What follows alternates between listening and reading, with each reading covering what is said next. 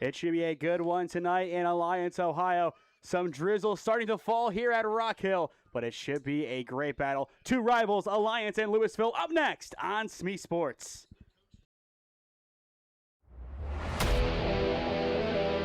Yeah, thank you. I just want to say first, all glory to God. Without him, I am nothing. Power the shove, Neighbor Nation, we will see you on Saturday afternoon. Riley Meister gets the point. Back into left field, say goodnight to that baseball. This is another one, it's back to back jacks for KSU Tuscarawas. Needs the point, and it's alive. Hanson pushes it over. Unbelievable. We play on. It's blocked. We're tied. We're tied. Unbelievable.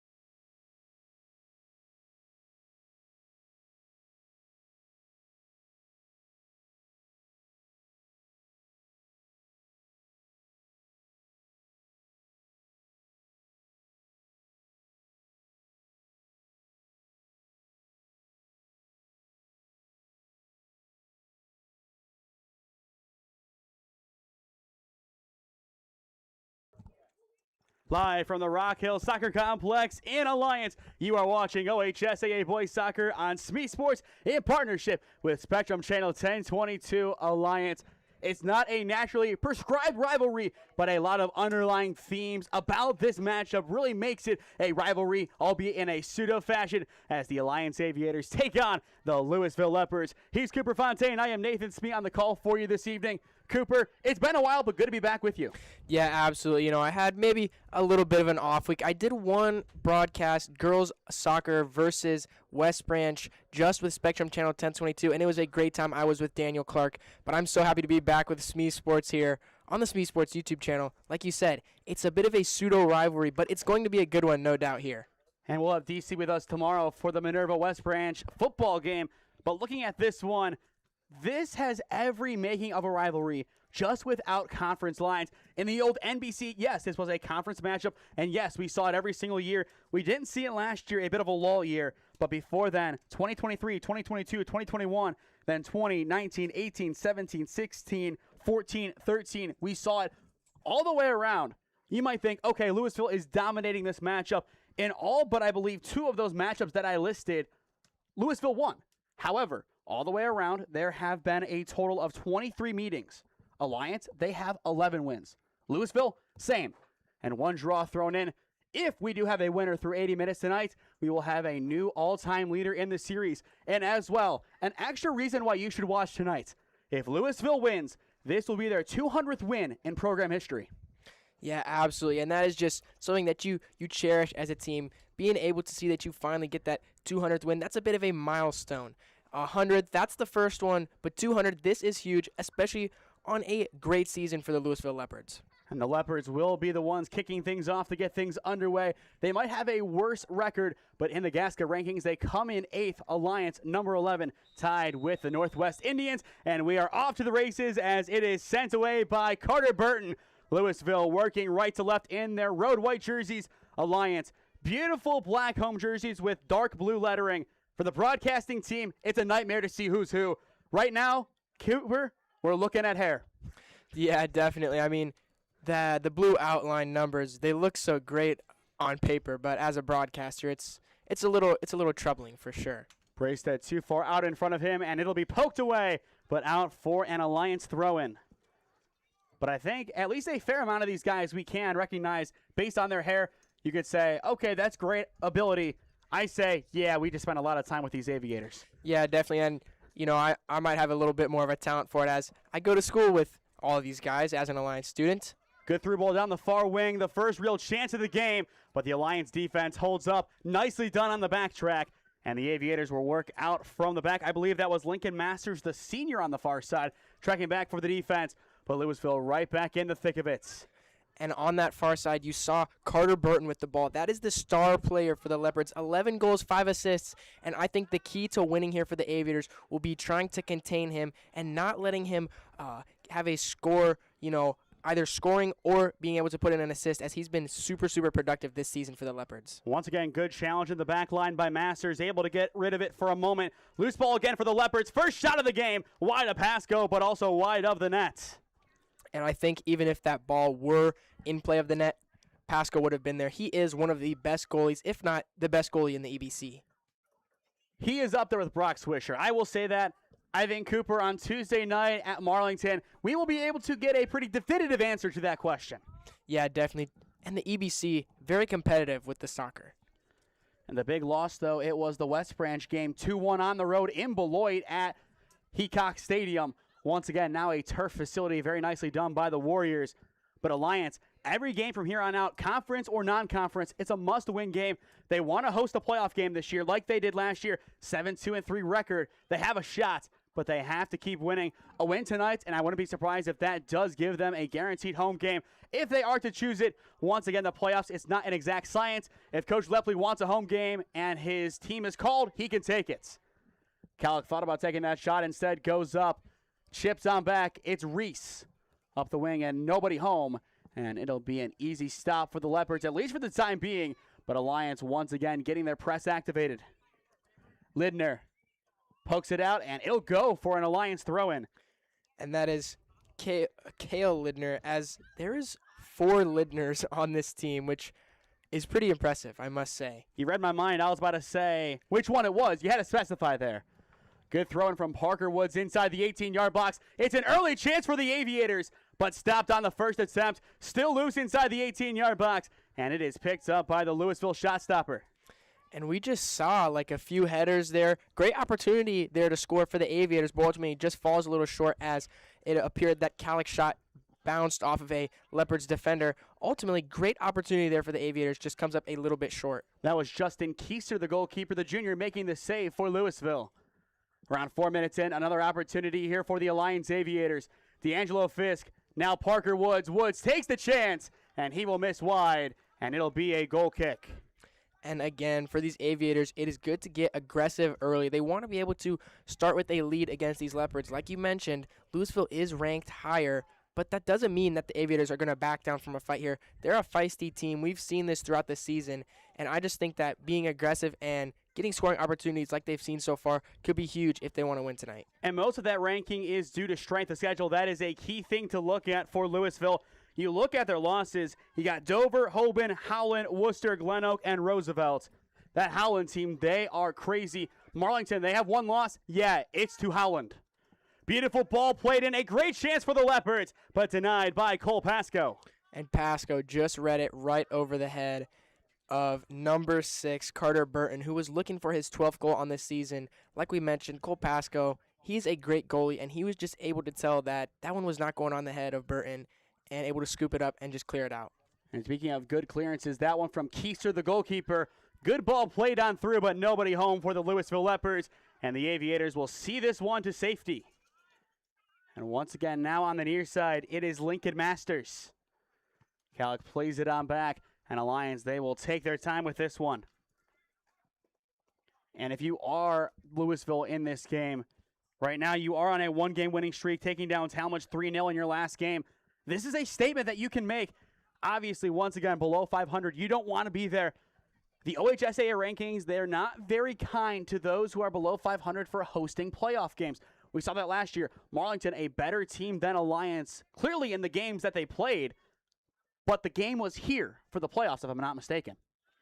Yeah, and it also doesn't help that Alliance ended up winning the EBC, showing that the OHSAA takes, conference success. Yeah. Beautiful through ball into Burton. Squares it across goal, but Cole Pasco able to get a mid on it.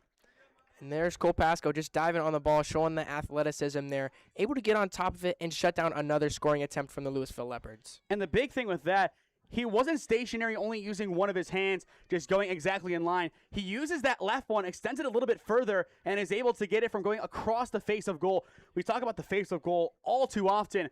If it's loose across the face of goal and anybody is there, light poke, it's a goal. Beautiful free kick taken, but too much mustard on it, and it'll be a goal kick for Lewisville. Jackson Ganny showing off a little bit of the leg power there with that free kick. I mean, I don't think that ball touched the ground until it went out of bounds. And that's tremendous leg that during Alliance Girls Soccer we see a lot from the likes of Zelly Barnes and as well Gabby Heslop.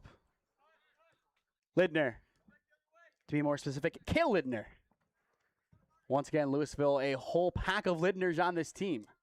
Good challenge in the midfield, and it is won back by the Aviators. And a good chance early. Through ball played towards D'Angelo Fisk, but too far out in front, and it is picked up by Keister. I believe that challenge coming from Ryder Bandy.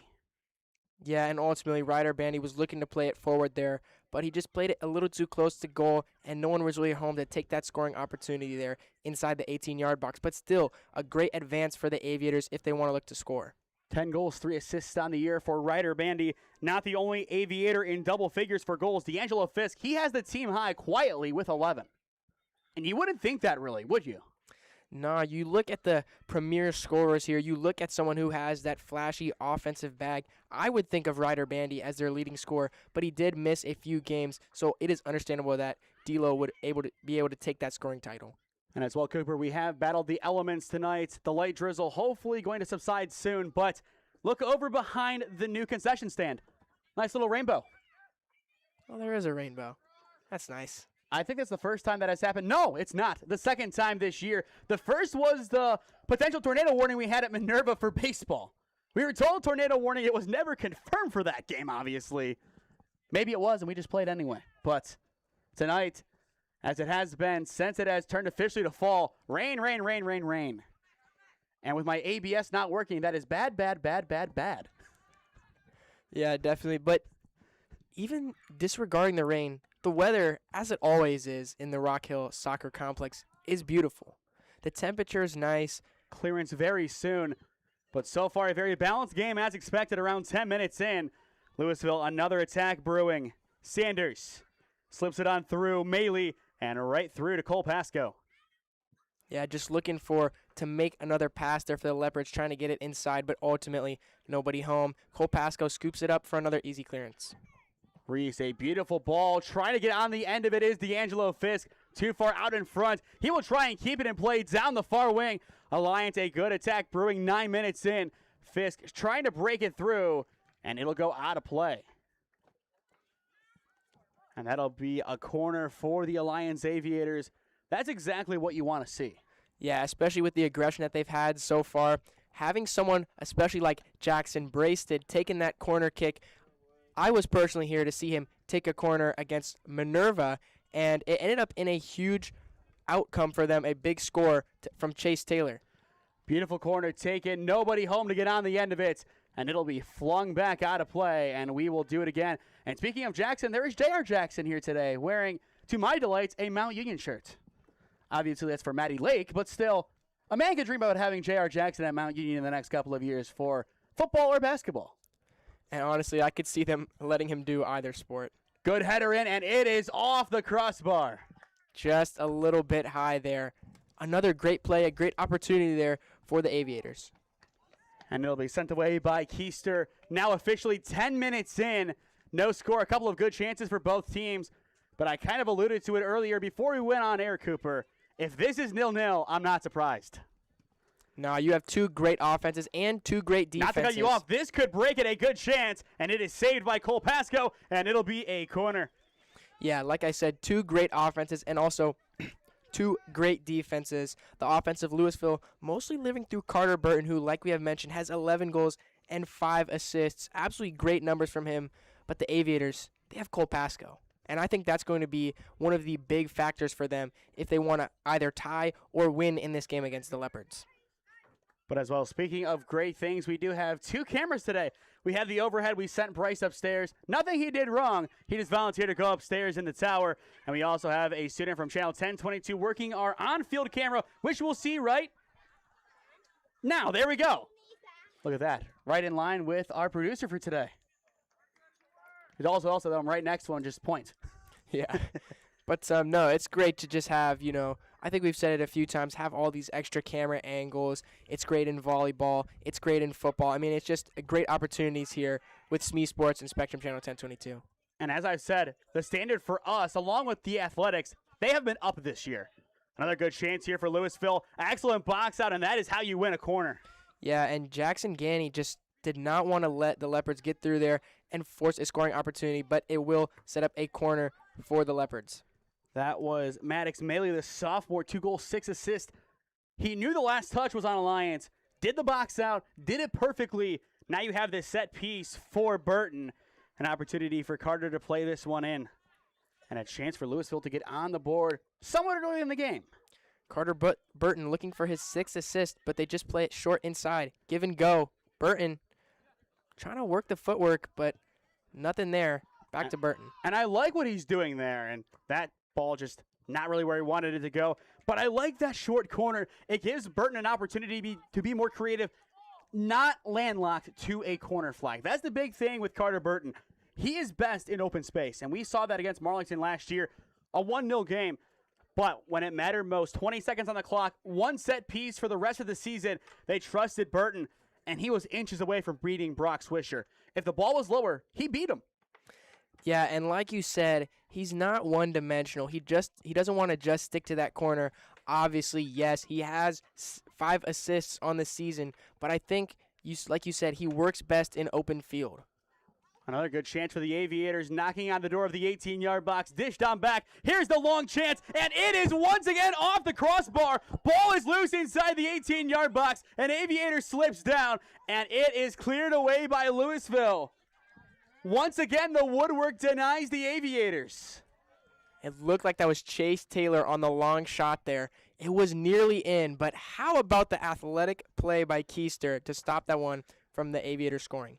This has been a great defensive battle so far. And speaking of defense, what a challenge in the center of the park. Perfectly executed on the slide tackle. Jackson Ganny showing off the physicality there. Not afraid to get a little wet and wild with the rain coming down in the turf. And as well, with the rain stopping, you have obviously the clouds off to our left, but to our right, the nice, beautiful sky breaking open. Just once again, a beautiful night all the way around at Rockhill, as it usually is. And for once, we're actually in the shed. Not in the bleachers today. Yeah, if we were in the bleachers with the table set up and it was raining, I think I'd be a little bit, a little gloomier than I am now. But right now, I'd have all my equipment out there. Yeah, but yeah, it really is a great night, especially, being in the covered shed and all. Yes, very nice of Alliance to allow us to use the old concession stand. Now the new one off to our left, a bigger fixture than this one. Very nicely done, and once again, I believe, part of the COVID fund that Alliance had, and this place has been nicely done since. Yeah, absolutely. Not only is there a concession stand, there's a locker room, there's a weight room even in there, I do believe. Not that I've been in there myself, but I also think there is a small garage for the golf cart that they drive around for the sports med. I believe there is. Back to the action, 25-30 on the clock. Once again, no score, and maybe 3 combined shots. It has been a defensive battle, final third to final third, but the goalkeeper is coming in for just touches, not saves. But this could be an opportunity for Pasco to get a save. At the same time, an opportunity for Lewisville to get on the board. Ball played in, nobody on the end of it, and it will just beat out Burton. And it looks like he was going for the cross there. Burton just wasn't able to get there in time. The ball was played a little far in front, but that was another great opportunity for the Leopards. Like you said, it's been very competitive, but ultimately only a few shots from each team, but still great opportunities to score. And those opportunities have been nice, but now we're seeing the goalkeepers really shine. And on top of that, the defense, a guy like Ganny who has really stepped up in a big way today. The Aviators trying it again, a beautiful opportunity on the far flank. And Lewisville defends it nicely, out for a corner on the far side. And again, it looked like that was Chase Taylor trying to push it up and trying to score. We've already given him one SmeeSports Player of the Game this year. He's a great weapon here for the Aviators. The freshman is extremely talented. I think with him on this corner right now, this could be big for the Aviators. A great opportunity to make a statement at home. Beautiful corner to the back post. Not enough behind it. Keister gets an initial tip. I think that was Lincoln Reese or even D'Angelo Fisk on the end of it. Just out of the way. Now, if Keister did not intervene, 1-0. Yeah, and like you said, we've been seeing great play from both of the goalies so far, both Keister and Pasco. Two talents that I would say the Stark County area needs to look out for, Pasco especially. And Cole, once again, we will be seeing him in basketball season, and that'll be fun to watch as well. He and the Alliance Aviators getting things underway on December 2nd as they will be on the road in Canal Fulton taking on Northwest. And I am so excited for basketball season. I've said it quite a few times, I believe, but basketball is my favorite sport, and I think it's going to be my favorite to watch, especially watching these Alliance Aviators. But still, boys soccer doing an excellent job this year. And same with Lewisville, to be fair. Across the board, their football team 4-1, losing to Hoover this past Friday. But they have really taken a big step, missing the playoffs last year, I believe. But now they're in the thick of it, and I think they will host a game, at least one playoff game this year.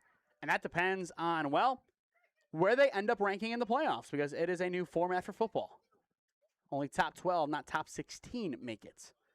And Alliance right now, don't look. They are suggested, at least based on the predictions at hand, to host a playoff game.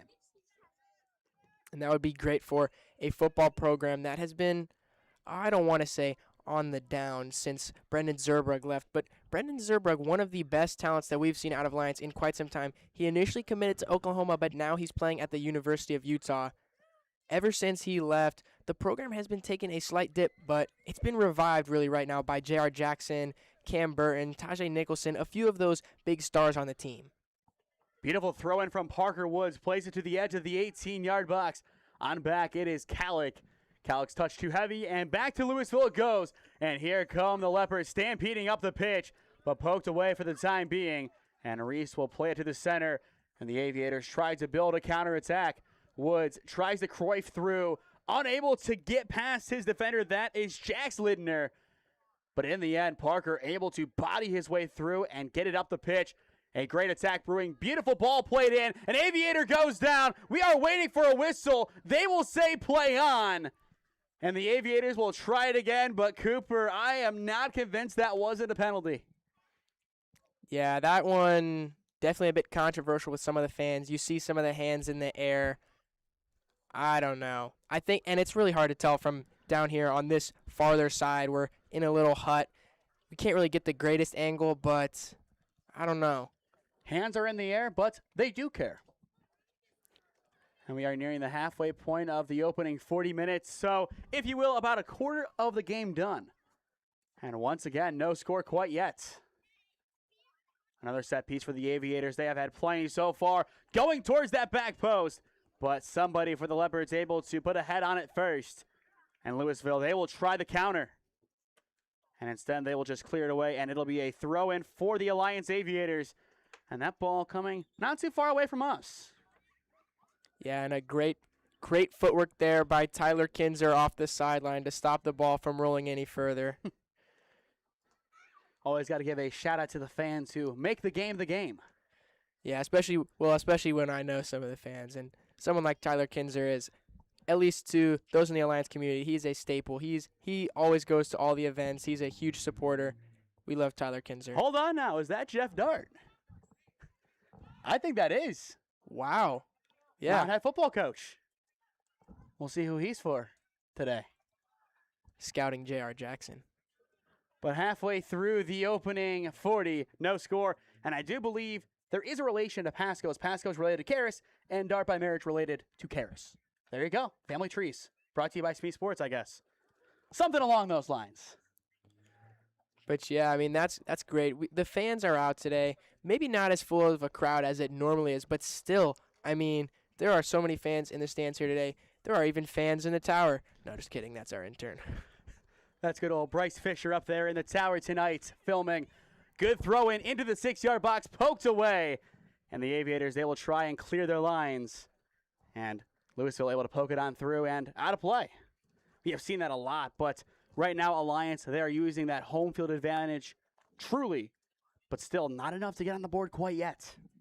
Yeah, and it's really been competitive from both teams, like you said. But I feel like mostly it's been the goalies doing a lot of the heavy lifting so far. We've seen some great shots from both teams, but Pasco and Keister have just been shining bright like diamonds today. An Aviator does go now and trying to defend. Here come the Leopards. One-on-one chance plus Pasco. Numbers through. Here's the chance, and it is over the crossbar. And you could tell that he was firing for the back of the net. That ball had some hot sauce on it, but just a bit over the top. I think if that ball was towards the net, Pasco may have had a hard time saving that. But Cole Pasco still one of the best goalkeepers in the area, not just the EBC, as Ganny will send that one up the pitch. 18:30 left to go in the first half. No score. Both teams having their chances, but no real crazy saves yet. Mainly the saves have come from the woodwork. I believe 2 shots from the Aviators bouncing off the crossbar. But for those just tuning in, don't say, okay, we expected offense, I'm done. No, we expected this completely. In part, this is why we scheduled this game. We expected a very close matchup like this. Excellent hustle by the Louisville Leopards. Once again, Burton trying to get on the end of it. You can see him right in front giving the shake of disapproval as Pasco was able to scoop that one up. And Burton, an offensive staple of this Leopards team, he definitely wants to score, especially against such a tough goalie as Cole Pasco. Carter Burton's a guy who I really do see the comparison to maybe a 2014 Messi just losing that World Cup final and really taking it for himself. That's just kind of who Carter Burton has been, and the mentality that we've seen from him today. He is truly playing like a leader. I would say a basketball comparison, he's the point guard of this team.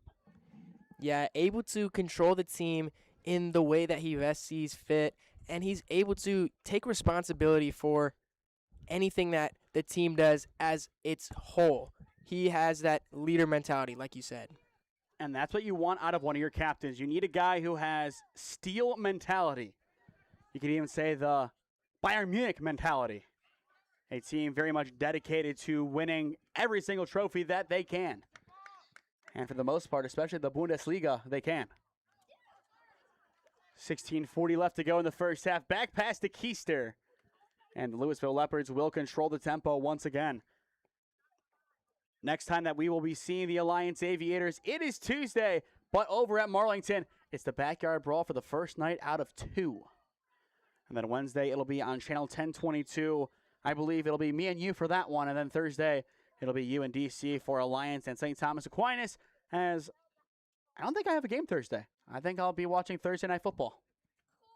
Very exciting, and I'm not sure as well what the rest of my schedule looks like either, as it's a bit different than yours, but working through it, I think I have a Sunday game next week. I don't think it's going to be Tri-C, as unfortunately Akron just told us no, even though we had it initially as a yes.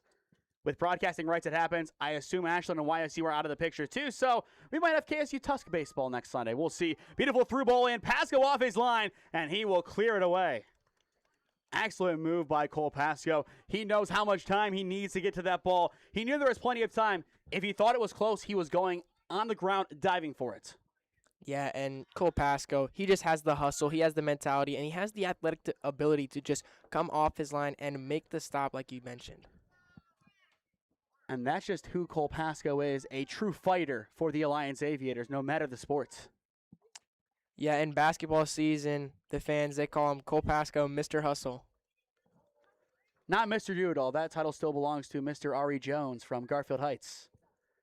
Shout out Ari Jones. Final 15 minutes of this opening half. Both sides having great mentality so far, but clinicality not there quite yet. Masters near side gets it up. Lincoln Reese. Reese a light poke on through Parker Woods. Woods able to box out a defender. Alliance looking promising again. Woods able to force it to the center. And this is one of the better worked attacks so far. But the ball slips behind an Aviator on the far side. And they will have to reset, at least for a moment. Good ball squared in. Defended nicely by Lewisville. And I believe that is Lindner, the senior, clearing it away. I believe Raiden Lindner. Once again, for those just tuning in, Lewisville in their road white jerseys and light blue lettering. Alliance dark jerseys, dark lettering. Beautiful to see. Hard for us to read. And I feel like that's just how the cookie crumbles with these jerseys. But once they get up close, you can kind of see that number 5 right there with Lincoln Masters as he sees that out of play. And now Lincoln Reese will throw it in. But so far, Cooper, your thoughts on this match? I think you're in agreement. This is what you expected to see. Yeah, definitely a very competitive matchup. Like you mentioned, maybe their records don't align, but the strength of schedule for Louisville shows that they are still a very tough team to beat, and it has really showed the Aviators being challenged, but bending but not breaking. The score is still 0-0. Both teams putting up a great fight so far. We'll have to see if someone even scores in the second half, as no one has scored so far in the first. I was thinking that. I didn't want to say it. Copley on a down year, that's still your next game. That's never easy. Louisville trying to get numbers forward. Good ball on the far side. Good challenge. Ganny once again gets it out of play, and it'll be a throw-in for the Leopards. And there's Jackson Ganny again with that stellar defense, able to just stop the run immediately for the Leopards. He doesn't want them getting any easier opportunities than there needs to be. And he has been a really good, strong presence in the defense. Same with Lincoln Masters. And obviously Cole Pasco. Here's a chance for the Leopards, but easily picked up by the senior shot stopper. 54 saves entering play today. On top of that, Cooper, get this. So far this season, Alliance has allowed, I believe, 8 goals. Something along those lines. And it's always interesting because you look at that and you're thinking, wow, that's not a lot of goals. They'll probably only have 1 or 2 losses, but they do have 2 losses, but it's the 3 ties on the record that, to me, I think is the defining point to them that their season needed to change when they were on that 3-game tie streak. It's 10 goals in 11 games they've allowed. But I say they've added a couple since we've last seen them. But still, that is insane. Less than a goal per game. That is truly impressive work. It's not just Cole Pasco. It's this entire defense. And like you said, it's not just Cole Pasco, as they have been testing out Chase Patrick as goalie in some of these games. In some of the bigger winning margin games, they'll play him in the second half. And he's been playing great, especially for a freshman. Somebody has to replace Cole next year. Yeah, and that's exactly what I was going to say. Is I think when Cole graduates and moves on, I think Chase Patrick will be a great replacement for him. And that's kind of what you see with the Marlington volleyball system, as they're always finding replacements for those who are aging out. And I think this will be huge for the Aviators, as they need to have a continuously strong defense, as that has been one of the focal points of their game, at least in soccer. Burton getting it through the defense, denied again. Good challenges on the far side, very nearly a foul. We saw 2 hands on his back. Nothing signaled in the end. Louisville still trying to get numbers forward, but I would still say playing more of a conservative style of soccer. Not much aggression as of late. Fisk trying to get on the end of it. Keister going for it, and Fisk a late push there on the Louisville Leopards. And I'm kind of surprised, based on the way that he followed through, that nothing was given. And I was going to say, it appears that Keister was jumped on or over by his own player. Definitely a strange sight, as we couldn't see the whole thing from this angle again. But definitely an interesting series of events over there. Now around a half hour into the matchup. Haven't really seen a crazy shot in the last 5 minutes. We saw the one, and that was on a corner, and that kind of just settled on in right to Cole Pasco. Outside of the 2 balls that hit off the crossbar, what have we seen? Well, we've seen a lot of great pushes up the field for both teams, great opportunities, but ultimately, I think that at least for the Aviators, the big thing has been Jackson Ganny and his ability to stop any of the Leopards' runs from really accumulating in a score, as well as Lincoln Reese, both very physical players, and their ability to have physical defense has been pretty big for the Aviators. Lions trying to break through the defense of the Leopards once again. Final 10 minutes of the opening 40. A lot to unpack at the half. I feel like that is true for almost any game that we do.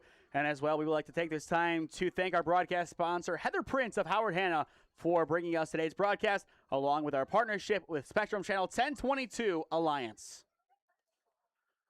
So thank you to our quote-unquote 2 sponsors, 1 official, 1 more in partnership. Masters coming up lame on that hit. It appears to be around that left ankle, left calf. He will stay in. Quick throw and taken. Ganny heads it away. And I think Alliance right now just has to clear their lines and give him a chance to breathe. And again, there, Ganny, great defense within the 18-yard box, just clearing it out, not allowing anything to get to Cole Pasco. And Keister on the opposite end, an easy pickup for the Leopards. And he will facilitate from his own 18-yard box. It appears we do have 3 changes, 2 for the Leopards and 1 for the Aviators brewing on the far side. Not a lot of changes yet.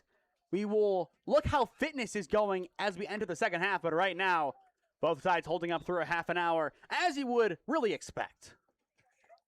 Yeah, both teams with great depth on their rosters. The Aviators, I know they have some great players who are sitting on the bench right now. Jacob Schutte, we know he has the leg power. He played football last year, and he was a great player for them.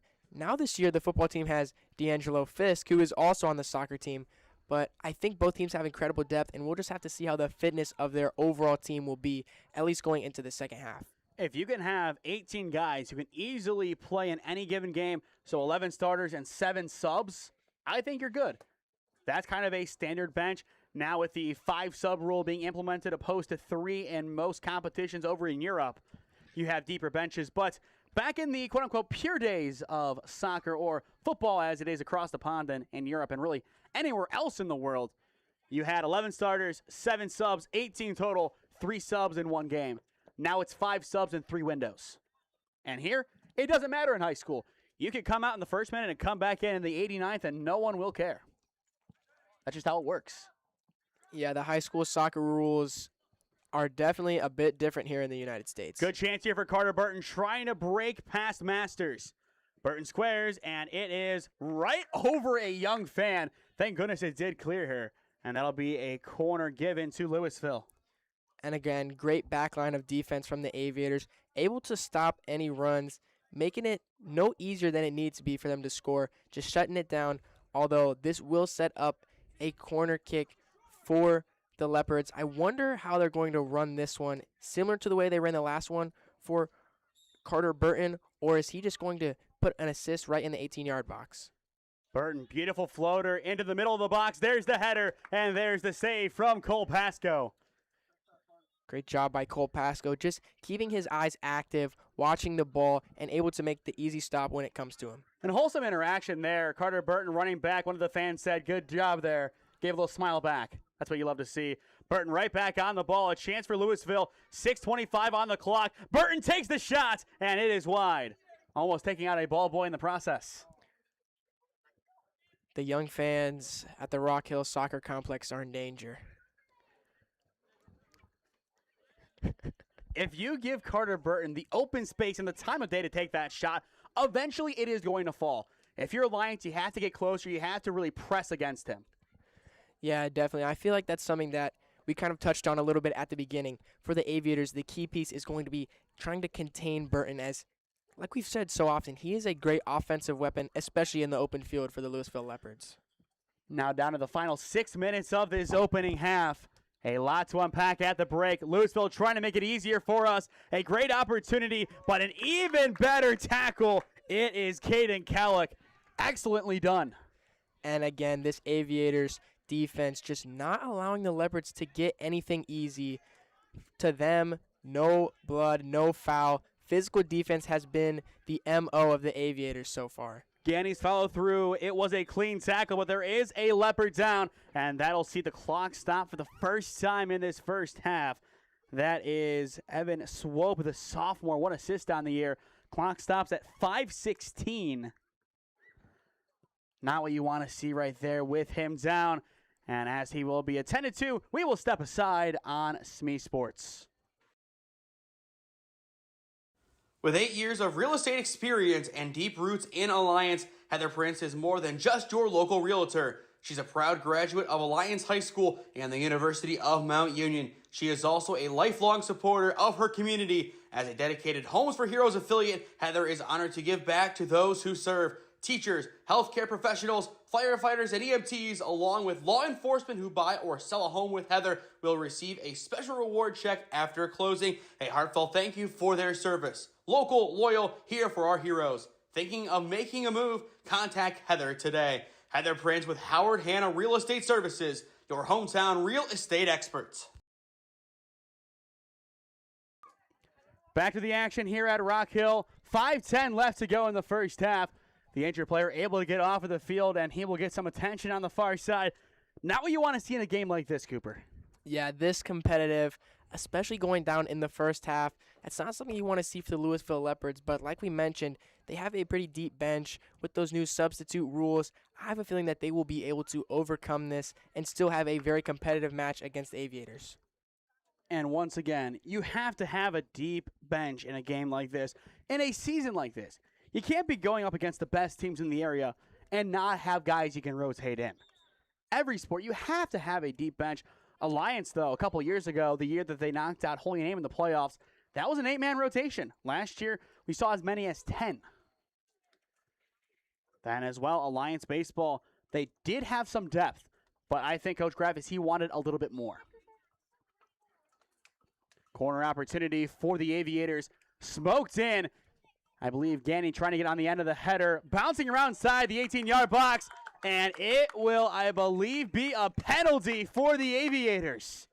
And that is huge for them. It looked like I couldn't quite tell from this angle because, like we've said a few times, it's a little hard to see. But it may have appeared to be a handball off of a header. It looked like off the head of Ryder Bandy. Those Aviators just have too many of those bleached buzz cuts for me to tell. But this could be huge for the Aviators to get a score going into halftime. And that is D'Angelo Fisk standing over the penalty. Well, Cooper, here we go. A potential turning point, 4:05 on the clock. D'Angelo Fisk, and it's in the back of the net. And the Aviators strike first at Rockhill. And that is huge for the Aviators, as taking that 1-0 lead with only less than 4 minutes left to go to the half. This is huge for them to assert their dominance over these Louisville Leopards. Like I kind of touched on at the beginning, being able to get out early, well, not early now, but at least take the initial lead can be huge. Sent Keister the wrong way. Goal number 12 on the year. Goal contribution 18. And now hold on. They're not going to count it. Something happened before it, and it has been called back. So we will do it again. D'Angelo Fisk, same results. Alliance now is on the board.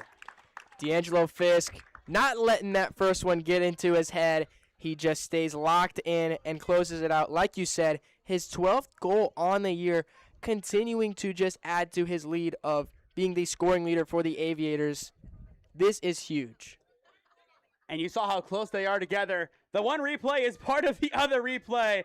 And just same exact thing. It was beautifully done. And here it is on our end. Just, I think it was the same exact thing. Keister from our angle goes left. Fisk goes right. Both times. And the confidence to put it in the same exact spot like that. Cooper, that is cold. Yeah, he had to tell Keister, he said, ball don't lie. I would never have expected him to put it in that same exact spot. But credit to D'Angelo Fisk. A little bit of boldness shown, and Alliance is on the board first. Once again, if Louisville does get the win, this will be win number 200 in program history. A lot on the line tonight for them. Alliance looking for win number 8 on the year and to take their win streak to 3. And as well, the last time that they did take down Louisville, it was before COVID, Cooper. Back in 2019, a 3-2 victory for the Aviators.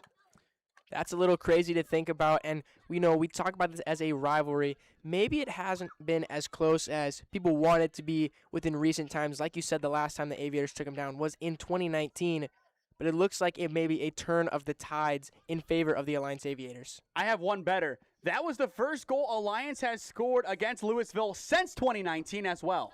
Wow. Since then, last year going back to 2020, 6-0, 6-0, 2-0, 7-0. And now 1-0 Alliance around the final 2 minutes of the opening half. Good attempt on the far side, but it goes out of play. Louisville, they will get everybody and their brother forward in these final couple of moments. Yeah, you can't let the Aviators go into the half up 1-0. We know Coach Lively is a great motivator. During halftime, he's going to instill words of greatness into his Aviators. He's going to tell them everything they need to hear, and they're going to come out in the second half twice as aggressive. So they want to go in, the Louisville Leopards, that is, and they want to tie it up here. Great opportunity now. And here's the chance for Louisville. A great shot right into the midst of Cole Pasco. Cole Pasco now stepping up in the face of pressure. Like we said, the Leopards with just over a minute and a half left. They're looking to turn it up, but Pasco does not sweat. He's chill. He has ice in his veins, as I would say. That's just who Cole Pasco is as a player. Once again, we will have player of the game after this game is over. Even with the goal, I still might lean towards Cole Pasco. We will see. Yeah, his defense has been absolutely stifling, as it always is. But tonight, he's had a few good saves off of great opportunities for the Leopards. If that's a different goalie, you might see the Leopards leading right now 2-1, maybe even 3-1. And as you said, it really just depends on who is in between the posts. Final minute now of the opening 40. Alliance up 1-0 courtesy of D'Angelo Fisk's penalty. Well, both of them, only one counting. And both in the same spot. I can't get over that fact, though, Cooper. That was just impressive. The resolve and the mindset to do it twice in the same spot. That was great. Little long ball here for the Leopards, and it'll be out of play. Very close on the near flank. Collier, a great attempt. Not enough to keep it alive. Time winding down. Lincoln Reese taking all of his time, and he will hand it on off to the Marlington transfer, Parker Woods. And I think Alliance, their mentality here is simple. 1-0 halftime. Let's go from there. Yeah, they just want to keep the ball rolling going into the second half. Like I touched on, Coach Lipley is a great motivator. He's also a great science teacher, but that's besides the point. This is OHSAA Soccer on SmeeSports, and Coach Lipley is going to give his players some great words of advice, anything they need to touch on, all the little things that he sees from the sideline as their coach at halftime. Aviators 1, Louisville Leopards 0. D'Angelo Fisk playing his part. One penalty doesn't count. Has to do it again. Does it exactly the same exact way and is rewarded. At the break at Rockhill, Alliance 1, Louisville 0. You are watching OHSAA Boys Soccer on SmeeSports in partnership with Spectrum Channel 1022 Alliance.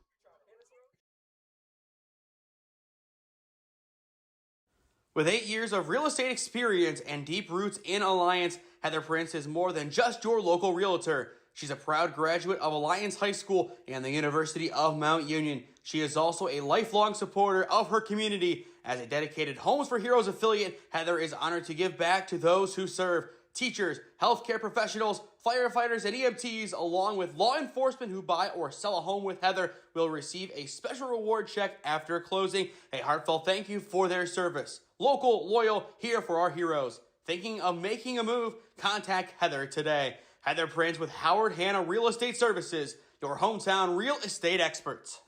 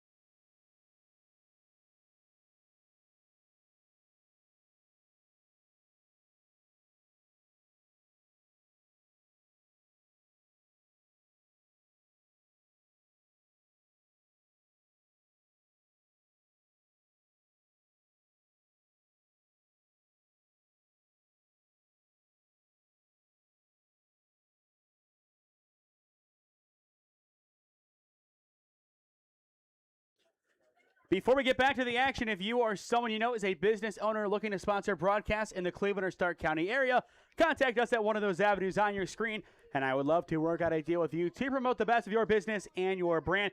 Thank you to Heather Prince from Howard Hanna, along with Spectrum Channel 1022 Alliance, our partner, for bringing us today's broadcast. I say us as it is here on the SmeeSports YouTube channel as you are watching OHSAA Boys Soccer. He's Cooper Fontaine. I am Nathan Smee on the call for you this evening.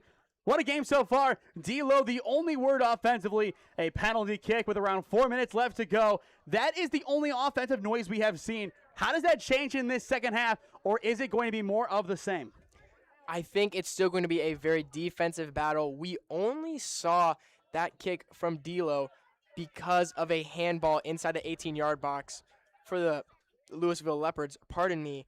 But I think it'll still be very gritty. Obviously, like we said before the half, Coach Lively is going to have a talk with his players, and I'm sure Coach Como is with the Leopards as well. But I think it's still going to be a very defensive battle. We'll see the offensive flashes, but we'll have to see how it goes. Honestly, I could see it going one of two ways in that thought. All the offense or none of the offense, basically, at this point. And I would have to agree with that. Based on what we've seen from both teams, if we're going to get a goal from open play, honestly, I think it's Carter Burton. Yeah, absolutely. And he had so many good opportunities in that first half to score. But Cole Pasco, it was either Cole Pasco or Jackson Ganny shutting them down. Jackson Ganny's defense has been really great so far, him and Lincoln Reese. But I think Cole Pasco really stands above the rest as he has been locking it down in between the sticks. Chance here for the Leopards across the face of goal, but out of play. And it appears to be a goal kick for Cole Pasco. The mentality is still here for the Louisville Leopards, and I think they're going to send the kitchen sink and then some in the next 38 minutes and change. Yeah, definitely. Both teams, we saw it in the first half, very aggressive on offense, very physical on defense, and I don't think that's going to change. In fact, I think they're going to get more aggressive in the second half. Good news, Evan Swope, the sophomore, is back in the game. He was on the receiving end of one of Ganny's excellent challenges. Glad to see that he is okay and back up again. Good hustle on the near side for the Leopards, trying to keep the ball away from the Aviators. And it'll go out of play, and Rodriguez will have the throw-in. But really, this game has slowed down a lot since that penalty kick, albeit in a small sample size. You could feel Alliance take a big sigh of relief. And there is the physicality again. That is a height thing more than anything. And here come the Leopards, pacing up the far wing, trying to make a difference. The question is, can they square the ball through? Good chance to do so. Denied on the first attempt. An Aviator slips on the edge of the box. Cleared away one more time. Still loose for the Leopards. Another chance for them. Tipped up by an Aviator. And Louisville will reset the sequence. A long shot. And it'll go wide of Pasco and wide of the play itself. And looking back into the middle of the field, it looked like Jackson Brasted just got hip-tossed. And like you said, it's more of a height thing than anything. Jackson Brasted, one of the small but mighty players for the Aviators. He is a maestro in the midfield. He knows his role on the team. And he also looks very similar, at least if you can't from a far away, to Chase Taylor, who is another shorter in stature player. They both have the bleached blonde buzz cuts. And two great players, like we've said a few times for the Aviators. And another chance here for Louisville trying to break on through. But funny you pointed that out. From afar, the moment that they walked past each other, they were the same person. And even when making the graphic, I had to double-check the numbers to make sure I had the right person in the graphic today. And a chance here for Alliance. Beautiful ball up the near wing. It is D'Angelo Fisk hustling and unable to get there in time, but cleared away for an Alliance throw-in. He might not need to win it initially, but with that speed and that mentality, able to win an extra opportunity for the Aviators. Yeah, and like you said, he has the speed. He's a great player, both on the soccer pitch and on the baseball diamond.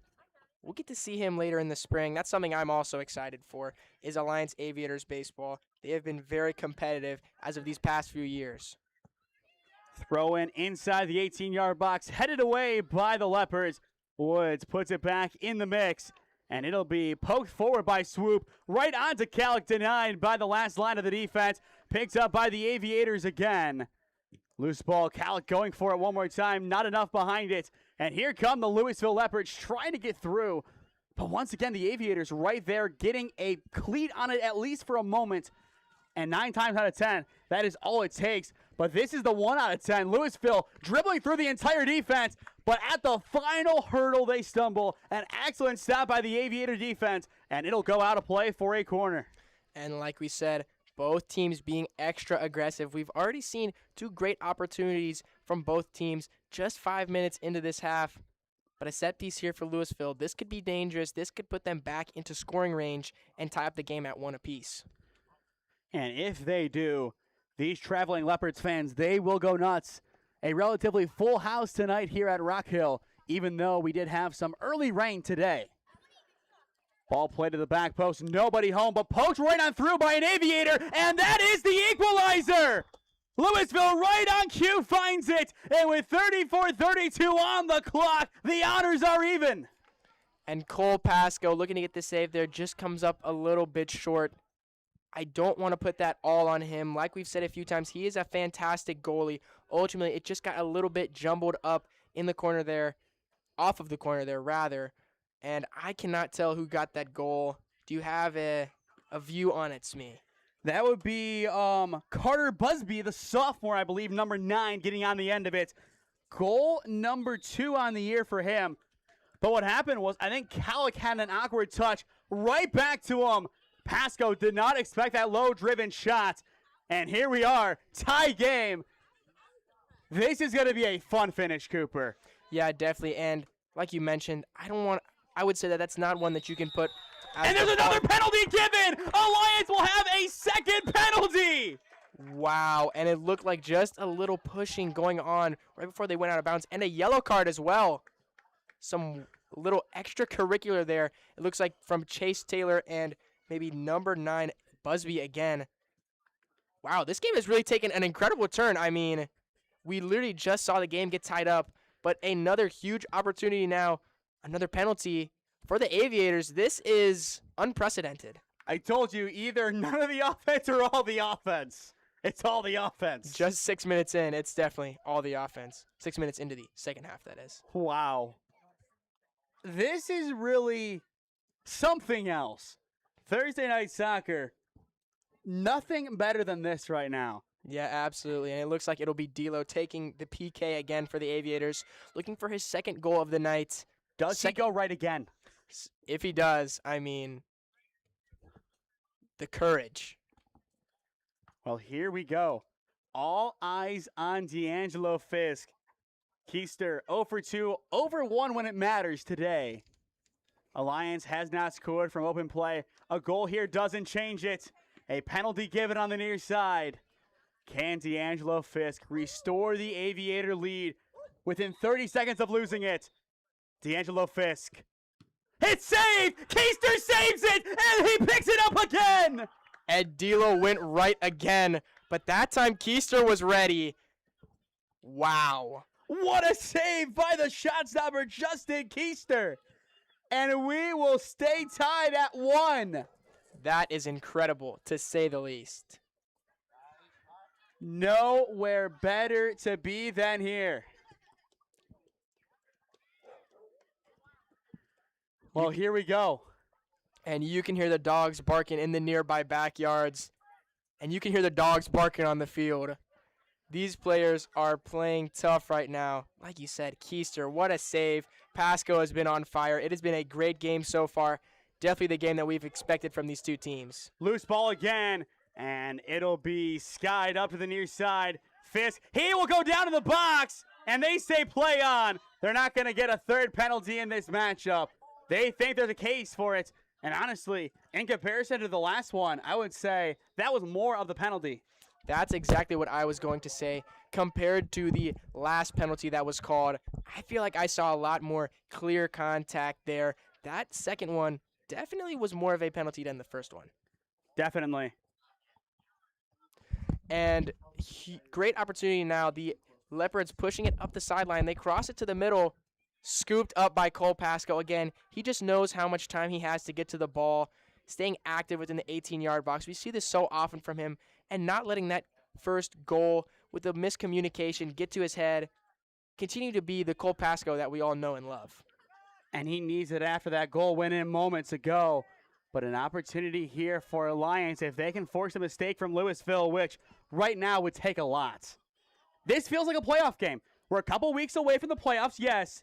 But I think, Cooper, you feel the energy here tonight. It's the playoffs. A chance here for Lewisville to take their first lead of the match. It's across the face of goal, and they have it! Lewisville flips the script. They score the equalizer, concede a penalty, save it, then score the go-ahead goal.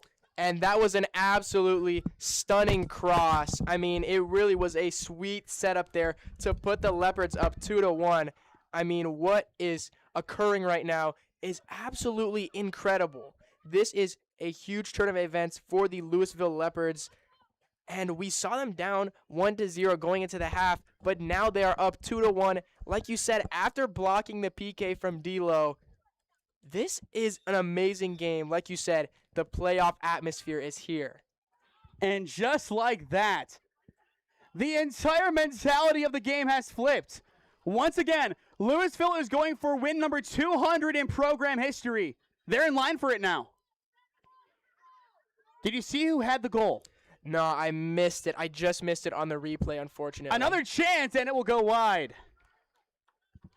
But this is getting a little bit too close for comfort. Yeah, that's what I would say is the least here. Pardon me. I mean, the Aviators conceding 2 goals off of, well, one slight miscommunication, the other one off of a beautiful offensive setup with a cross. And both of those, I wouldn't put on Cole Pasco again. He has been there when he's been needed, and it has just been a wild game so far. From what I'm being told by our producer, it is Maddox Maley with the goal. That'll be goal number 3 for him on the year if that is the case. And we will have a whistle blow, and it'll be a foul. And it appears that one will be on Jackson Ganey, who we have talked about his great defense so far, his ability to set in these beautiful slide tackles. That one, the ref saw it, and he did not like it. That'll be a yellow card given to him. And now we will see if Louisville can just keep working on it, getting closer and closer to that desired result. And so I think the adjustment made by the Leopards after halftime was don't lean on Carter Burton. They knew the Aviators were trying to shut him down as he does have 11 goals this season. And so a chance for one here. And they've been moving the ball around very well, as we've been saying. Here's Burton's chance, and it is through the uprights and good. A little too high on the attempt, and there are some fans even doing the extra point signaling. Just way too high on the delivery. But like you said, a chance for the 12th goal. He's been the offensive catalyst for these Louisville Leopards. Like I said, 11 goals, 5 assists. That makes 16 goal contributions. But the Leopards trying to lean on him a little less, spread the ball around a little more, and a beautiful lead pass up for Parker Woods on the far sideline. And set up nicely in the middle by an Aviator. I believe that was Ryder Bandy with a beautiful touch on through. But Alliance, very similar to how they played against Marlington last year. They get that goal, not early on in the game, not as early as they did last year with Ryder Bandy, but still before their opponents. And then they park the bus, and parking the bus in the end cost them 2 goals. Yeah, and like you said, costing them 2 goals, 2 very quick goals in succession in less than, I think, probably less than 10 or 7 minutes in time difference between those 2 goals from the Leopards. I mean, it was a great offensive output from them. Corner from Parker Woods. Beautifully to the back post, and nobody home. Fisk going for it, and he will let it go out of play. But I believe the time from the goal that tied it to the penalty that could have given Alliance back the lead was 20 seconds. Yeah, I mean, it's just been the offensive output in the second half so far. Like we said, it's either all the offense or none of the offense, and it has been all the offense so far. That was 34-32 to 34-12 on the clock. Wow. But Alliance, right now, their foot needs to be on the gas. They let it off of it for a moment, and that one moment, enough for Lewisville to take advantage and swoop in. And now another set piece for the Leopards on the far side. 29 minutes left to go in regulation. And I feel like player of the game, that has been completely flipped on its head. Good ball played in towards the back post. There's the header, and there is the save by Cole Pasco. Yeah, and Cole Pasco, he's led in through 2 goals tonight, but again, he does not let that get to his head. He continues being strong in between the sticks and just making the easy plays when they come to him. And once again, there is an injured player on the field. That'll stop the clock. That'll keep it at 28-42. And it looks like the training staff will have to go and A special reward check after closing. A heartfelt thank you for their service. Local, loyal, here for our heroes. Thinking of making a move? Contact Heather today. Heather Prince with Howard Hanna Real Estate Services, your hometown real estate experts.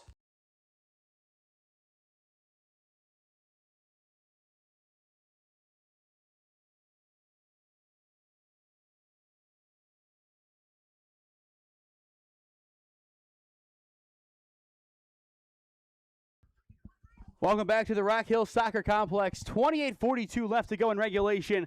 There is an injured Leopard being helped off the field. He is good to go, and we are ready to get back to the action. Cooper, 2-1. Lewisville on top. Yeah, they really flipped the script coming into the second half.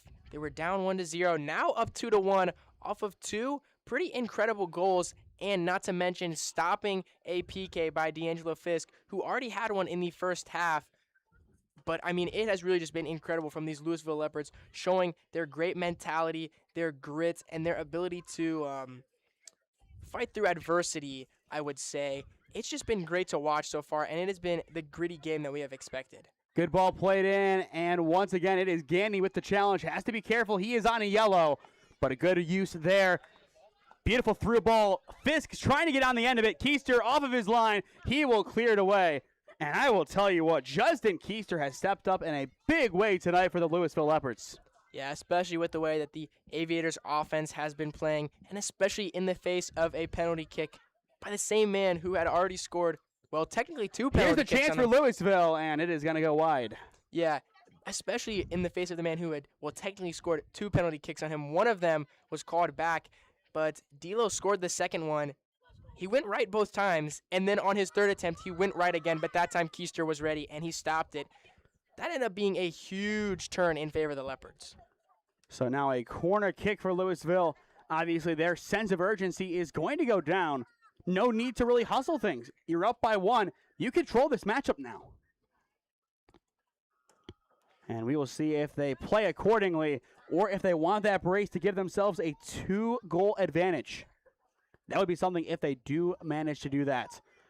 Corner taken towards the back post. Headed away. I believe Ganny got on the end of it again. And Cole Pasco picks it up for the Aviators. And look at that high point. He looked like he was grabbing a rebound there, just going up and getting that ball, showing off the athleticism. And it always helps when you're a little bit taller than everyone else. That definitely helps. And his partnership with Sam Hayes on the basketball court, one of the taller duos in the front court in the area. Yeah, you only really see that similar height from players like Braden Gross, or I believe there's a player on the Salem Quakers who is also Evan quite Jones. tall. Yeah, that's his name. And you can't say those names and not mention Reed Sims Jr. Yeah. from Canton McKinley. Yeah, you have great height in this Stark County area. Actually, you have 2, I believe, players who are 6'5" on the Aviators, Sam Hayes and Channing Jellison. There you go. Both of them looking for extra game time, especially Channing this year, and has the chance to do it. But Lewisville in control, 25-45 on the clock. And the Leopards a chance to make it 3-1 here. Another good mentality here. And they need to keep it rolling just like this. Ball squared in, loose in the middle, and cleared away for the time being. And if you're Alliance, you got to start thinking about who is going to step up and find your second goal. Nothing yet from open play today. One of your penalties saved. Somebody has to step up. D'Angelo, he stepped up and got the penalty. Can he step up in the natural run of play? That's the question. But in the meantime, Lewisville getting more and more aggressive. Here is their chance, and it is saved by Cole Pasco. Cole Pasco, again, showing off why he's a great goalie. Not only one of the best in the EBC, as he competes with Brock Swisher, but one of the best in the Stark County area. He's really an impressive player. We say it so much on here. He is one of our favorite players to watch in the EBC, in Stark County, even in the Cleveland area for you, Smee. But we just love Cole Pasco, and he's just showing off his ability there. Definitely, and if you're Cole Pasco, you have to have a short-term memory here. Those couple of minutes did not go your way by any means. It just didn't go the way that you would have hoped. But in the end, he came out, and he has made a couple of saves since. Woods trying to get it on a pseudo pass from D'Angelo Fisk. More of a just follow-through than anything. Loose ball, Fisk pokes it to the wing, nobody home, and Keister scoops it up for Lewisville. Again, Keister just showing the ability to come off of his line, and he's been a huge piece. I think we've said it a few times today, but he's been huge for the Louisville Leopards, stepping up in a much-needed way. And we talk about Carter Burton. We talk about Mealy, who has a goal. We talk about Busby, who has a goal. You got to talk about the goalkeeper, too. The goalkeeper who has kept them in this game. An Aviator goes down. Nothing given. Another one goes down. Loose ball inside the 18-yard box. And it is saved by Cole Pasco. Wow. Once again survives. And now here is the tensions that we expected. Here is the somewhat brawl. And both sides will be separated. Well, I think it's kind of clear. This is a rivalry. Yeah, and honestly, I'm not just because I'm an Alliance Aviator student, but I'm going to come to defense of the Aviators here. You watch two of your players get shoved down. You probably hear a few words of disdain from the Louisville Leopards. I can't help but say that I would justify a response, and ultimately that's what you're going to get with the high school sports is people are going to argue, they're going to fight, and ultimately it looks like no cards have been pulled out of any referee's pockets yet, but that was definitely a little bit of a scrappy moment there for both teams. Definitely a little bit scary if you're an Alliance fan and you have someone like Jackson Ganny who already has a yellow card. You do not want him getting a red. And now there is an Aviator tying Cole Pasco's shoes. I believe that's Calic on the far side. Great show of teamwork there. The game within the game, if you will. Yeah, and that's just the versatility of soccer. You go from the teams fighting and almost duking it out, and then you just see a buddy helping another buddy tie a shoe. It's great. And now there is just a slight delay here before we get back to the action. I think the officials want to talk things over and make sure if there are to be any cards that they know who it is going to be on. Yeah, it appears the official talking with Cale Lidner, number 7. It's going to be the captains getting called in. Yeah, it would appear to be. And I think this is going to be settle down your squads or we're going to start tossing people. And by tossing people, we mean yellows for the guys with yellows and reds for the guys with just nothing on them. Yeah, and ultimately that's not great for either team. Some substitutions now, it appears, coming in for the Aviators. And I feel like especially if there are some cards to be given here, you do have to sub some of those guys out. You have to give them a minute and say, listen, this game's not over. We need you for the next 24 minutes. You do no good for us on the bench. We need you out there. But if you're walking on eggshells, we're not going to use you. Yeah, and like you said, no cards being pulled, just a discussion between team captains and ultimately being settled there. But we'll see how this kind of maybe malice continues to evolve throughout the game.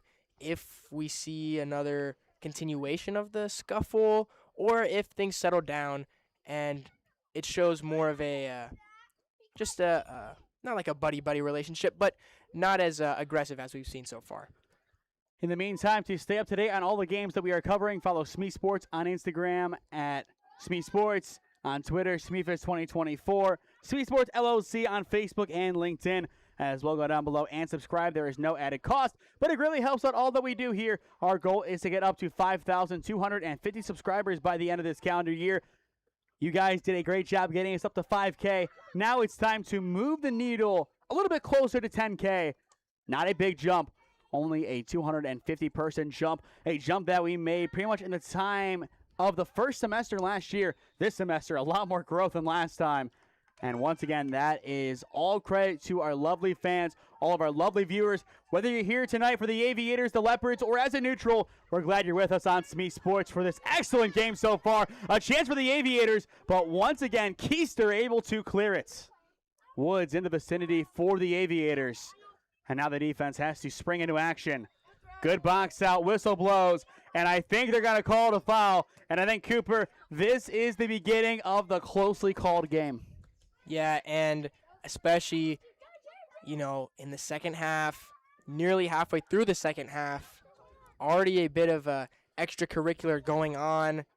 The tensions are definite to rise. We're definitely going to see a lot more pretentious calls by refs. We're going to see a lot more. The intensity is going to be turned up, especially with the Aviators trailing now 2-1. And this is their home turf. They want to win here once again. So far at home, 5-0-1. They haven't lost here. And they just want to continue that winning streak that they also have right now. A 2-game win streak. This could be pivotal for them coming into the end of their season. And even Lewisville has been good on the road this year. 2-1-1 on the year away from Leopard Stadium. And they want to keep that up tonight. They want that to become 3-1-1 or at worst 2-1-2. They know what they can do. They know they have a chance to control here. But we'll see what they end up doing. And it's really weird to say Lewisville might have control on the road. Yeah, and that's especially with such an environment that is the Rockhill Soccer Complex. A lot of newly renovated things. And a lot of fans who love their Alliance Aviators soccer being in control on the road. Not something that comes easy for the Lewisville Leopards. But I feel like this is a school with a lot of great mentality. We saw it during basketball season. It didn't matter where they played. They made it a fortress. And that is just the showing of a great team. Good challenge on the far side, but not enough to win it back for the Aviators. And Lewisville just trying to play the possession game. And by doing so, they catch Woods out of position, and it goes out of play for an easy throw-in. Looking at our upcoming broadcast tomorrow, join us now at 6 p.m., not 6:15. It's homecoming for Minerva, so we will have coverage of that. But 6 p.m. SmeeSports pregame, 7 p.m. kickoff at Robert H. Hines Stadium. Saturday, no games on the channel. Unfortunately, we are not going to Akron anymore. So join me on Flow Sports, 7 p.m. Mount Union Girls Soccer taking on, I believe, Case Western Reserve. Alliance looking to get a breakthrough. Beautiful through ball played in. Here might be their chance. Stepping up is Calic. He wins it back for the Aviators. He will launch, and it is saved by Keister. And that's a great shot there by Calic. But also a great save by Keister. Like we've said so many times, he has really stepped up when he's been needed for this Lewisville Leopards defense. A great opportunity there for the Aviators, but ultimately Keister just shuts it down. And no surprise, but initially on that hit, Cooper, I thought, okay, that's sailing over the bar, but clearly not. Depth is everything here. Especially with, the aggressiveness turning up and some cards, well, not being pulled out, but maybe being pulled out in the future. Loose ball here for the Aviators. Fisk too heavy of a touch, and it is cleared away for the time being. Alliance trying it again. Good, strong follow through. And it looks like they will point towards the corner flag, and it'll be a corner for Alliance. This could be big for them. Down 1-2. They need an opportunity now more than ever to tie it up at 2-2. This could be really big for them. Who steps up? Absolutely. We've seen D'Lo step up in the first half, but now it is about who can step up in the second to tie the game. Corner taken, whip to the edge of the 18-yard box, chested down, still in the area. Here's the chance, denied on the first hit. The second is off the woodwork. And it is hit out of play for a goal kick. Keister bailed by the bar. And that looked like an absolutely incredible shot from, I think, again, that was D'Lo. I mean, that was absolutely breathtaking. He nearly curled it in there. It just got fired off of that top crossbar. I mean, wow. D'Angelo Fisk, as well, a big football guy. Yeah, we talked about it a little bit earlier. Now he's kicking for the football team, as well as he plays baseball. A three-sport athlete. Very impressive. Good ball played in, but Pasco once again seals off the post. And here come the Alliance Aviators. Clear takedown and open play. And that'll be a set piece for Alliance and potentially could be a card. But we'll see if that's the avenue they want to go to. I think this is a matchup that screams rivalry. Same with Lewisville and Alliance, or rather Lewisville and I'm trying to think of a good example for them. But Alliance Burlington is a great one off the top of my head. They're going to let things play a little bit more than they would in, say, Alliance Salem. Yeah, and so a foreshadowing for tomorrow night as well. Looking back at that goal that we just nearly had from D'Angelo Fisk, it's something that I say I feel like a little too often, but soccer really is a game of inches. Just a few lower, and we may have seen an incredible goal from D'Angelo Fisk. I mean, the bar has been the most active player, and we've seen a lot of players involved on a lot of plays. Yeah, definitely. I mean, like we mentioned, a lot of players, you got to have that depth to be in a game like this. Good aggression by the Aviators trying to win it back, but instead they poke it out of play. It is another throw-in for the Louisville Leopards. But Alliance, they're doing a great job keeping things close. I feel like the aggression, it is back. Something they lacked against Marlington at home last year. That's the reason they lost that game, Cooper. The aggression left them after Bandy scored early. This time, the aggression, when down, is here. And I'd also like to point this out. In my opinion, that's also possibly how the Alliance basketball team lost that playoff game against Barberton. The second half, they just tried to hold their lead, but it just was not working for them, and they ultimately ended up falling within the fourth quarter. Mentality is everything. So no surprise to see that be the case. Now down to around the final 17 minutes. D'Angelo Fisk on his horse. He is trying to win possession, but it'll be cleared away towards the fans and out of play for an Alliance throw-in. And good lead pass there by Jacob Schutte, trying to put it in front of Fisk, and he did put it right there, ultimately cleared out by a Leopards defender, but that is Aviators' ball. And now down to the final 17 minutes as we will see a substitution. As well, make sure at 10 p.m. on Monday you tune into 91.1 WRMU as it is going to be Sports After Dark. We have a lot of topics to talk about: the baseball playoffs, Mounts football game against BW, and then talking about Otterbein the next weekend for homecoming. A lot like that, and then some more on 91.1 WRMU. Should be a fun show with myself and Aiden Kerr doing the talking for that one. And I feel like at some points more bantering.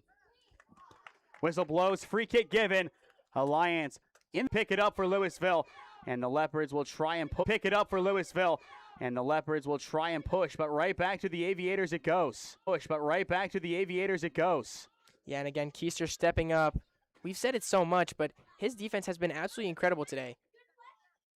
Kallick lets it go to the far side. A jersey tug over there. And we will see how they end up working through it. And as well, we do apologize. It looks like our internet has cycled again, but should be good to go, as I believe it dropped for maybe all of a few seconds. Hopefully that will stop happening, and hopefully we'll be good to go for the rest of tonight's broadcast. It must be the rain. Something along those lines. Hopefully that will hold off.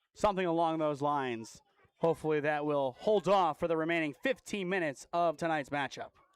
A little pushing and shoving on that far sideline. It looks to be on Chase Taylor. And again, you look at the referees, they're looking to just keep this game going because, like you said, it is a bit of a rivalry. That ball, good shot, great opportunity there for the Leopards, just over the net. But I think even if it was placed correctly, Cole Pasco would have been able to make the save. He has the athleticism and he has the height. And I agree. Cole Pasco is a game changer for Alliance. Same with Keister for Louisville. Without those two, this could be a even worse game. And I say worse in the sense of 5-4, 6-4. The shots are there. They're just not falling. Yeah, and ultimately, even though it is a total of 3 points that have been scored so far, it has been a game of defense, really. Both teams having strong defensive tactics and great goalies in between the sticks. And the mentality is definitely there as well, and that's the big thing to look at.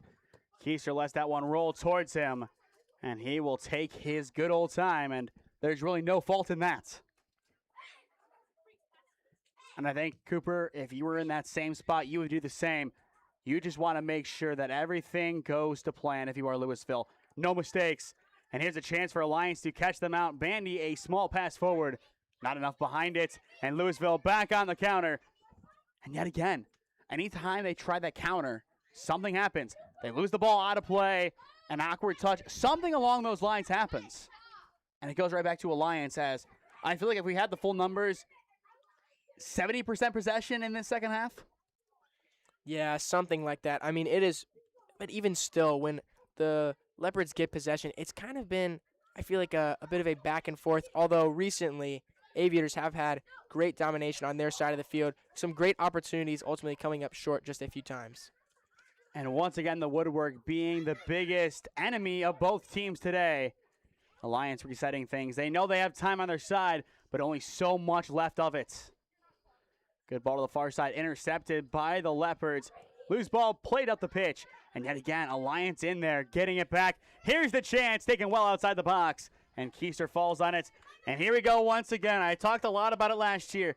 This is not the time for the long ball. Yeah, you definitely want to work it inside a little more, especially against a goalie like Keister. And if you are going to take the long ball, I don't mean to be crass to any Alliance players, you don't want to put it on the ground because that's just too easy for him as a very talented goalie that we have seen his skills show well throughout this matchup so far. You got to be careful. There's only so much time left to go. And with 12 minutes on the clock that time, it just continues to get smaller and smaller. Yeah, and this is really the time to strike for the Aviators. It has to be now. If you want that win, you got to score, what, next 5-ish minutes? Yeah, if you want the win. Now, the tie, that's a different story, but you know the Alliance Aviators are playing to win. But as this time continues to dwindle down, what do you think has to change? The offense is there. The defense is making plays. But we're just not seeing that. I'm trying to think. That breakthrough they need, really. That's the best word I can come up for it. There's nothing that you really can say about it. They have the goal. Technically, two, because the one penalty they had to redo. But the game's going to come down to one stat. Alliance, 1 for 2 on penalties. Yeah, and ultimately, I just think that right now, even though they don't have a lot of time, the Aviators just need to be patient and work the ball inside more. Like you said, they've been taking a few long shots, but now is really not the time for them. Good ball played in by the Leopards. The cross once again intercepted by Cole Pasco. And he knows the time. He knows the score. He knows the urgency the Aviators have to have here. And it'll be sent away by Cole. Alliance in need of a hero as we are nearing the 70th minute. Not a good sign. A Leopard down in the middle of the park. Played on back to Keister. He will play it over towards the wing. Lewisville lets it go out of play. And now time will potentially stop for the injury. I think they're going to let it run. They will, as that was once again swooped down. It looks like he got up just fine. I think he was more frustrated that the Louisville Leopards let it go out of play. Yeah. Good chance on the near wing here for Alliance. Good pressure going to the ground. It is Taylor, and he will win a free kick on the edge of the 18-yard box. And this, again, could be good for the Aviators. We've seen them have some incredible opportunities. That last one from D'Angelo Fisk coming up just a few inches short. But now I think is definitely the time to strike for the Aviators. If they want the win, they have to do it now. Trying to see who is going to be the man taking it for the Aviators as somebody is tying their shoe. It appears to be Chase Patrick, I think. Number 13, yes, on the near side. Ball whipped in and right to Keister. An excellent save. And that was a beautiful ball from Chase Patrick. He either needed a little more on it or he needed to put it a little further outside for someone else to head in or something of that sort. But I don't hate that from the Alliance Aviators. A great opportunity. Keister, just right place, right time. And that has been his timing this whole game. He has been absolutely on fire. And that is exactly what Lewisville needed from their shot stopper tonight. Somebody to really step up and say, you know what? If we make a couple of mistakes, I got you guys. We're going to be okay. And right now, they are 9 minutes away from winning their 200th game as a team. Here's a chance here for the Leopards. Beautiful ball played inside the 18-yard box. The shot going wide to Pasco, and it'll be a goal kick. But for those just tuning in, we've talked a lot about it so far. With a win here, it would be number 200 in program history for the Louisville Leopards. 199, 197, and 46 all the way around. And that is according to the Louisville Leopards athletic website. They have a lot of people putting a lot of time into it, Cooper. And it's really impressive to see that they have really driven it that far out. Yeah, and like we talked about a little bit earlier, the 200th win being monumental for a program, especially for this Louisville Leopards program. And a lot of those games coming against the Alliance Aviators. If we do our math, around 5% of their wins would be against Alliance, which is a crazy stat in its own right. Yeah. Now down to the final 8 minutes of regulation. Make sure you stick with us after our final commercial break as we will announce our player of the game presented by SmeeSports. A couple of good candidates on Louisville and a few on the Aviators as well. But right now with Louisville in the driver's seat, player of the game would favor them. And we will see how this one ends up finishing. Plenty of time on the clock. As long as the scoreboard has life, so do the Alliance Aviators. But I feel like if they do lose this game, they know this was a game they could have easily won. Yeah, absolutely. It's just one of those things that you have to look back, and it's just the little things. For most of the game, for the Aviators, it's been the crossbar. I mean, it has been devastating seeing, I want to say 2 or 3 shots bounce right off, and ultimately for them, I think just settling into the offense, getting better shots might be the key. Beautiful ball played inside the 6-yard box. It is loose. A chance for the Aviators. Just couldn't find it. That was right under Parker Woods.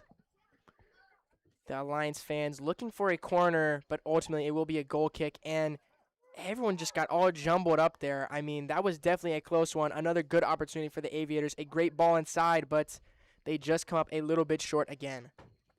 And it happens. You can't have every single one of them. That's just not possible. And watching it back on our end, it's really hard to tell, okay, who actually had the last touch. But definitely a case to be made either way. Now down to the final 6 minutes of regulation. And this countdown, each minute feels like a dagger for the Alliance Aviators.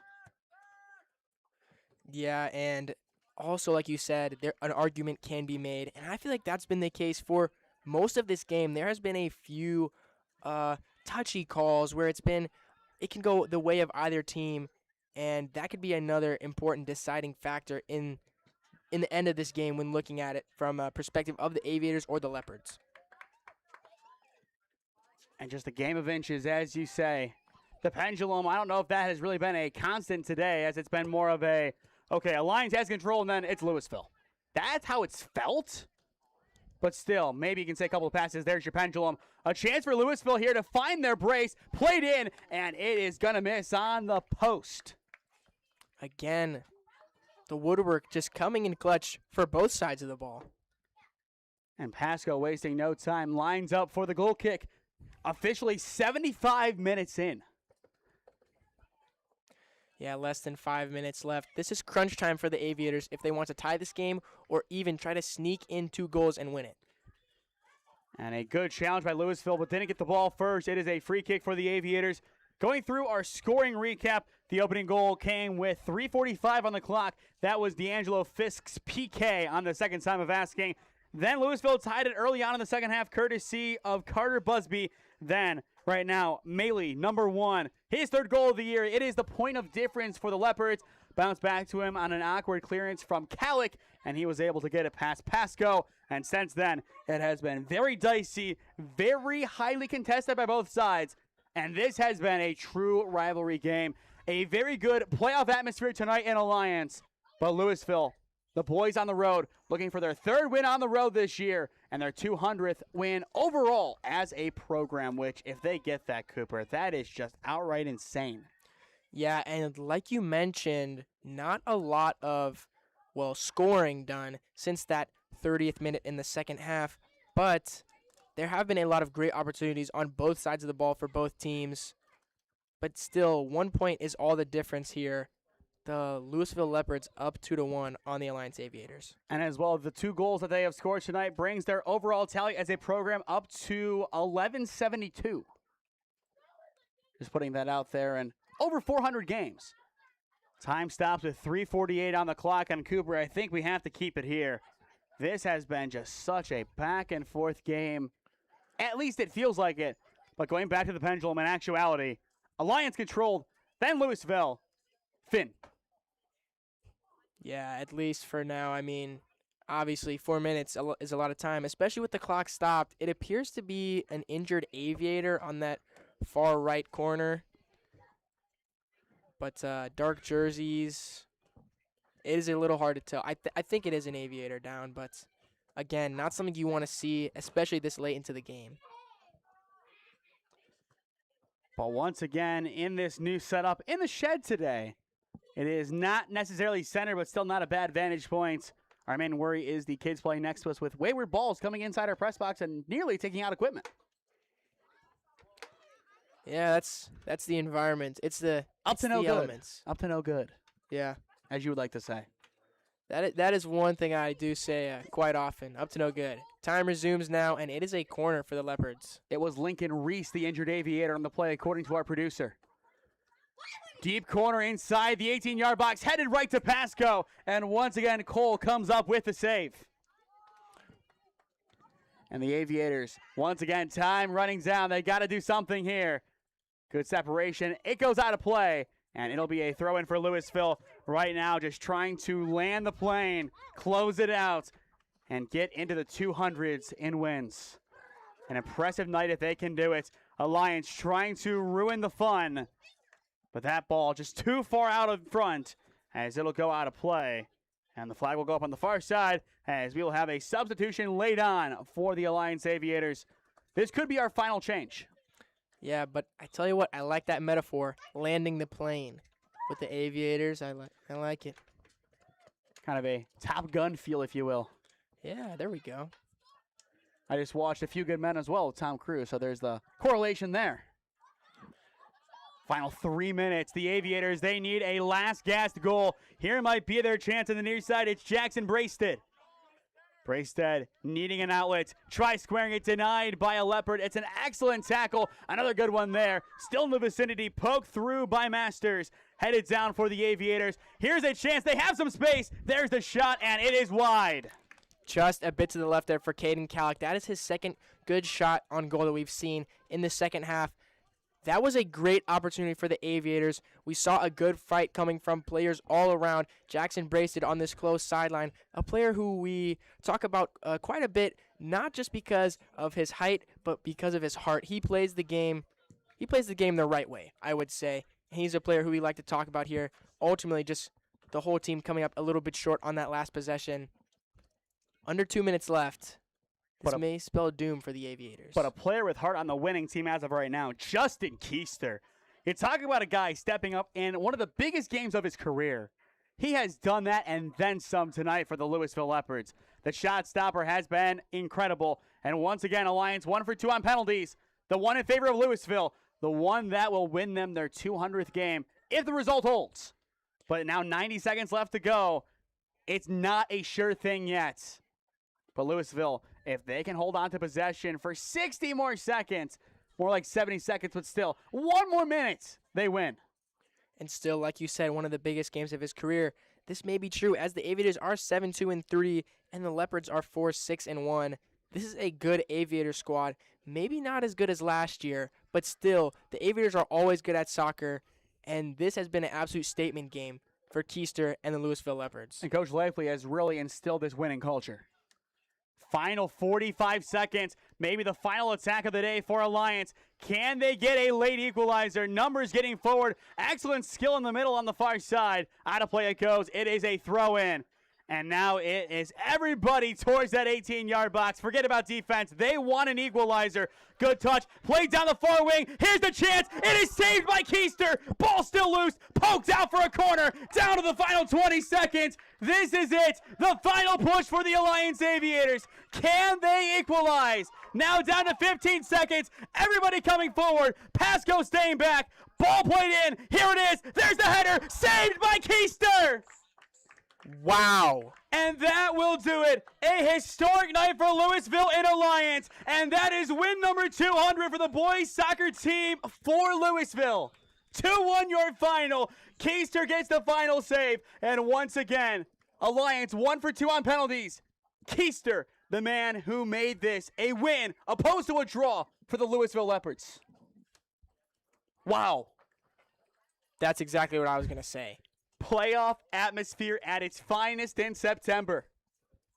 What a win for the Louisville Leopards.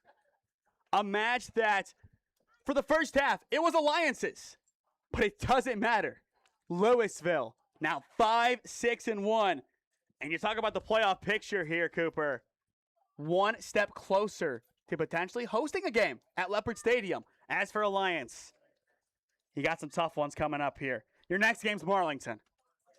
You didn't want to say it's a must-win game. It now is. After that, Aquinas, Garfield, Streetsboro, 3 winnable games. You gotta hope that the OHSAA playoff draw includes a couple of them. It's a tough one. We'll wrap it up in a minute when we come back from our final commercial break. And after we hear a word from our sponsors, as you are watching OHSAA Boys Soccer on SmeeSports in partnership with Spectrum Channel 1022 Alliance.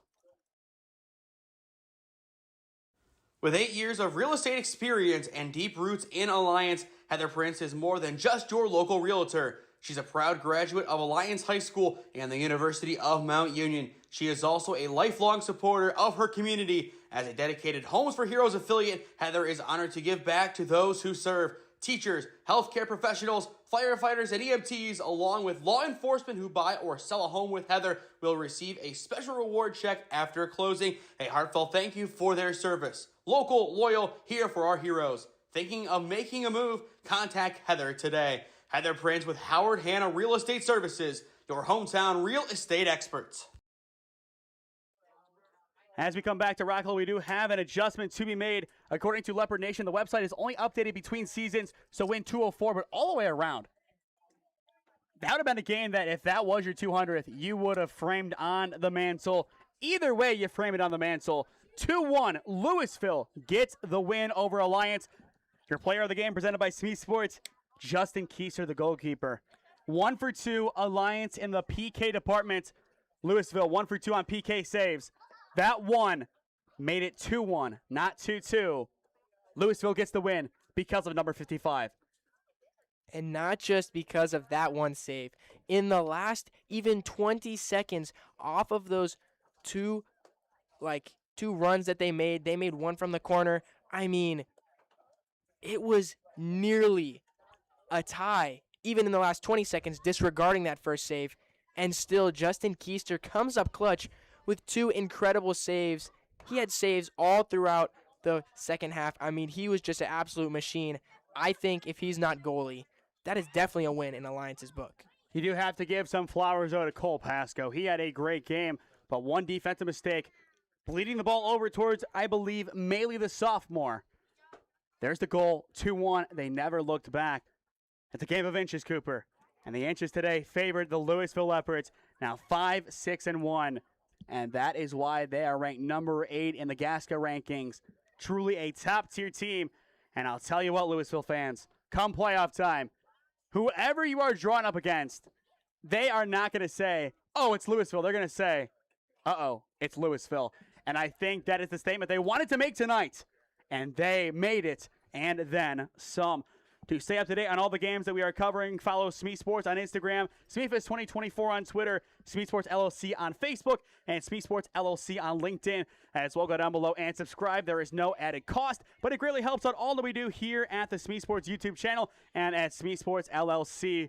A lot of great games coming up. How many in the next couple of days? I don't really know, as our games are changing by the minute at this point.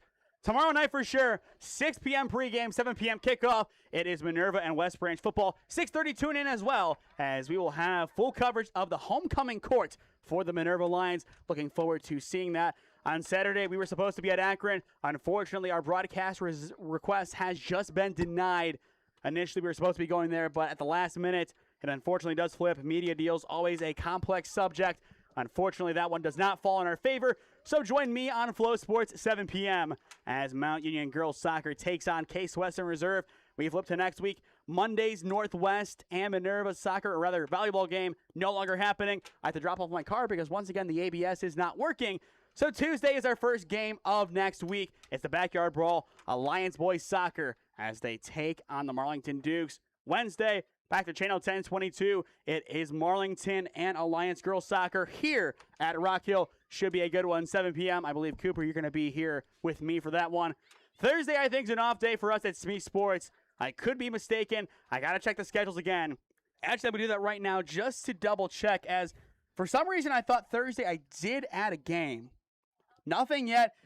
I'm thinking about it. We'll see how the week goes. That could be a late edition. A game pops up that we say, you know what, this one is a good one. We're going to add it. Then on Friday, it is going to be another great edition of Friday Night Lights. Next week, that is October 3rd. It is Minerva and Salem over at Robert H. Hines. 6:15 pregame, 7 p.m. kickoff. Same thing for Saturday over at Brooklyn. Holy Name CVCA, 6:15 pregame, 7 p.m. kickoff on October 4th. October 5th, I believe we are swapping out Tri-C's baseball game. Instead, assuming the weather holds up, we will be, I'm going to guess, at Connaughton Valley, Dover, or Tuskegee Central Catholic for KSU Tusk baseball. Assuming they didn't move that doubleheader. If they did, that Sunday's off. If not, we will have KSU Tusk on the channel for the first time since late in the 2024 calendar year, as we saw them in a monsoon against, I believe, Westmoreland over at Connaughton Valley. That was an incredible day, crazy day with the rain. So we hope to see Tusk soon. But that'll do it for us here at Rockhill Soccer Complex, Lewisville. A statement win tonight gets the job done, 2-1 over the Alliance Aviators. He's Cooper Fontaine. I am Nathan Smee saying so long from Alliance, and we will see you again tomorrow for the next edition of Friday Night Lights. But this has been OHSAA Boys Soccer on SmeeSports in partnership with Spectrum Channel 1022 Alliance. Thank you all for tuning in, and we will see you again next time.